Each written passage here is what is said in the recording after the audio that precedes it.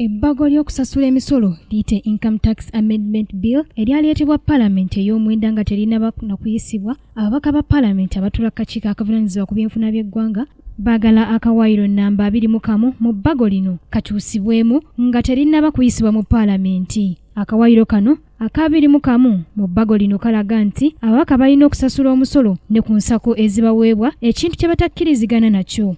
Nga gye buvuddeko ebbago lino ne Pulezidenti w'eggwanga yasaba Paalamenti eddemu eritunulemu olw'ebigambibwa nti ababaka tebaagala kusasula misolo, bo kye bagamba nti babasibako matu ga mbuzi kubaliisango kuba bazze basasula emisolo nga naye ensako ezibaweebwa nga okuli amafuta agalina okubatambuza mu bitundu gye bakiikirira okukola emirimu gya gavumenti, ababaka bagamba tezirina kuggyibwako misolo. Bwe tunakkirizaganya ne gavumenti nti omwami MP atandikirawo emirimu era emirimu gye gibeerawo emirimu ekyo tunamanya ekibeerako kityo n'etteeka lyennyini likkiriza expenditure y'ababatendekero.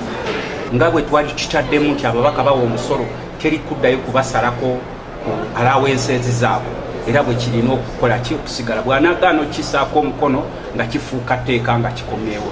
Okusinziira ku Arinatwe Kajura, kamisona wa Paalamenti, buli mubaka asasula omusolo ng'era bo nga bakamisona abavunaanyizibwa ku mbeera z'ababaka ba Paalamenti bagamba nti si kyabwenkanya okuggya emisolo ku nsako z'ababaka. Bamemba ba Paalamenti buli mwezi bamusalako era nga bwe kiri ekituufu nti bamusalako era tubagamba ndowooza bazzeeyo ebbago era twannyonnyola ne Pulezidenti tumugamba ekituufu kiri nti omusolo tugusasula.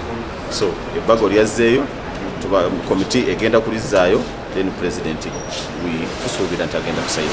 Minisita Ombezi avunaanyizibwa ku by'okuteekerateekera eggwanga Bahati David atunnyonnyodde nti ensonga y'okuggya emisolo ku nsako z'ababaka baakuzitunulamu. Tusabye komiti okutuwayo akadde katono tujje nga tubagambe oba duty facilitated allowance terina nsonga ya kugitakisinga oba egirina. Buli mwezi buli mubaka wa Paalamenti aggyibwako omusolo ogwera ddala obukadde 3.5. Joanita Mbabazi, Kingdom TV, amalindirire.